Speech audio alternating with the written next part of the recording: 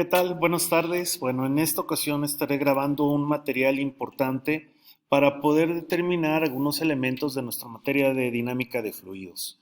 Definiremos un conjunto de términos que, pues a lo largo del material que se estará viendo, nos dará la idea de cuáles son los elementos que confluyen en cada uno de estos conceptos.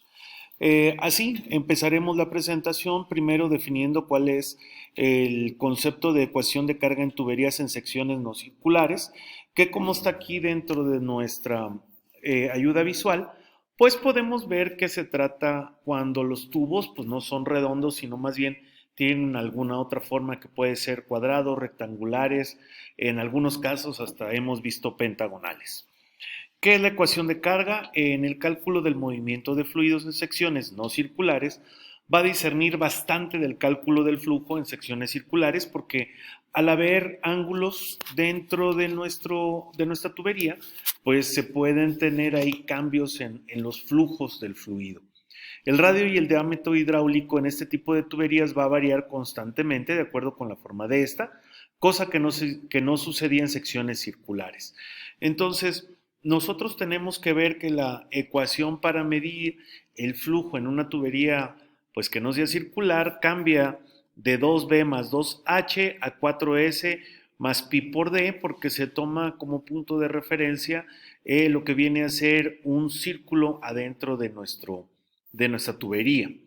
Dentro de este concepto también tenemos el concepto de pérdidas menores, que ocurren cuando hay un cambio en la sección cruzada de la trayectoria de flujo o en la dirección de flujo, o cuando la trayectoria de flujo se encuentra obstruida, como sucede con una válvula. La energía se pierde bajo estas condiciones debido a fenómenos físicos bastante complejos.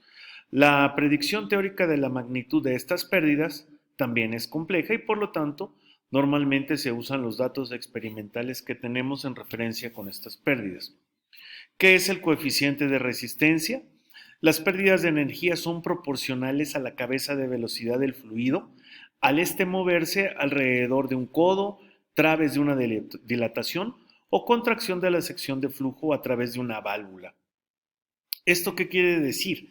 Que cada vez que un flujo de un fluido en general tenga una variante, o sea, no vaya en línea recta, sino que dé una vuelta o que tenga una distorsión, pues realmente ahí habrá una resistencia y por consiguiente una pérdida de la dinámica del fluido.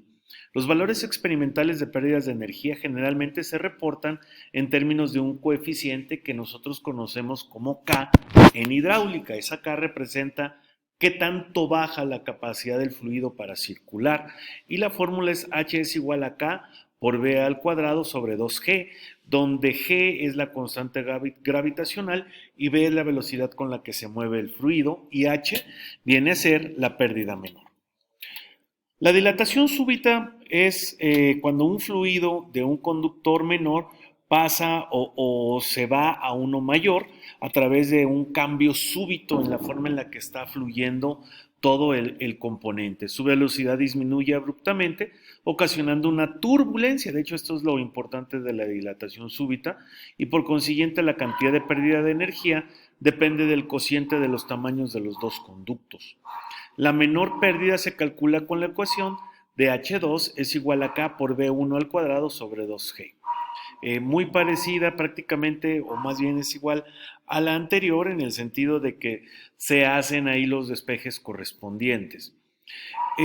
La pérdida de salida tiene que ver con que durante el flujo de un fluido de un conducto hacia un gran depósito o tanque, su velocidad disminuye hasta casi cero. ¿Por qué? Pues se pierde presión. En el proceso, la energía cinética que el fluido poseía en el conducto, indicada por la cabeza de velocidad, pues simple y sencillamente se desaparece porque viene el fluido en la tubería y al llegar y caer, pues prácticamente ya no hay nada que mantenga esa fluidez, valga la redundancia. Y esta pérdida, ¿verdad? Cuando el valor de K es igual a 1, se usa sin importar la forma de la salida donde el conducto se conecta con la pared del tanque. La dilatación gradual, que es si la transición, en este caso, de un conducto menor a uno mayor puede hacerse menos abrupta que la dilatación súbita de bordes cuadrados, la pérdida de energía se reduce. Esto normalmente se hace colocando una sección entre los dos conductos. Las paredes en pendiente del cono tienden en este momento a guiar el fluido durante la desaceleración y expansión de la corriente de flujo. La pérdida de energía para una dilatación gradual se calcula a partir de la fórmula que ya habíamos visto, que es H2 es igual a K, que multiplica a V1 al cuadrado sobre 2G. Y de esta forma, ¿verdad?, los valores para diferentes casos se pueden ver en la figura y la tabla para lo que viene a ser sigma y D2 entre D1. De hecho, existen estas tablas que nos permiten ver algunos valores ya de dilatación gradual que conllevan cierta temperatura o se relacionan con la temperatura, y de esa forma podemos ir viendo cómo se dan estos cambios. La pérdida de energía en una contracción gradual puede disminuirse sustancialmente haciendo la contracción más gradual. De hecho, en la siguiente figura muestra una contracción de este tipo formada mediante una sección cónica entre los dos diámetros con cambios abruptos en las conjeturas, que es precisamente aquí esta dilatación, o más bien esta reducción en la sección cónica de D1, ¿verdad?, que acá está, a esta D1 que pasa de mayor a menor dilatación. La figura muestra los datos para el coeficiente de resistencia contra la proporción del diámetro para varios valores del ángulo del cono. También tenemos el concepto de pérdida de entrada. Es un caso especial de una contracción. Ocurre cuando un fluido va desde un depósito, un tanque relativamente grande, hacia un conducto. El fluido debe acelerar desde una velocidad relativamente despreciable a la velocidad del flujo del conducto. La velocidad con que se realiza la aceleración determina la cantidad de pérdida de energía. El otro concepto que vamos a ver es el de coeficiente de resistencia en válvulas y accesorios, que de lo que se trata es de ver a partir de datos y pruebas de presión para una amplia variedad de válvulas y accesorios, el fruto del trabajo de muchos investigadores. Debido al tiempo y costo de tales pruebas, en la práctica es imposible obtener todos los datos. Las pérdidas de presión en un sistema de tubería se deben a varias características del sistema, que pueden clasificarse como sigue: rozamiento en las paredes de la tubería, que es función de la rugosidad de la superficie inferior de la misma, del diámetro de la tubería y en general del fluido; los cambios de dirección del flujo, obstrucciones en el paso del flujo y cambios repentinos o graduales en la superficie y contorno del paso.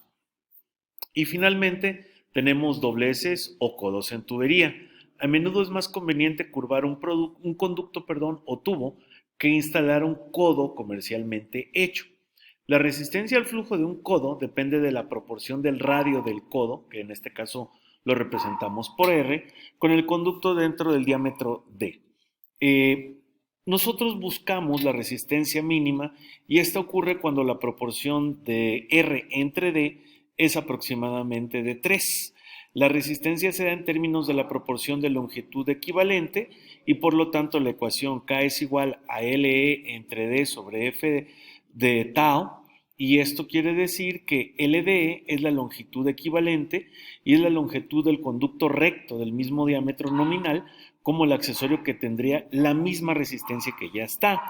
Y en el caso de F de tau es el factor de fricción en el conducto, el cual está conectado al accesorio. Pues rápidamente hasta aquí fue la presentación, profesor, con la finalidad de ilustrar y de comentar un poquito con el material de apoyo que se tiene los conceptos que usted nos está pidiendo para poder cumplir con esta actividad. Hasta aquí mi participación. Muchísimas gracias.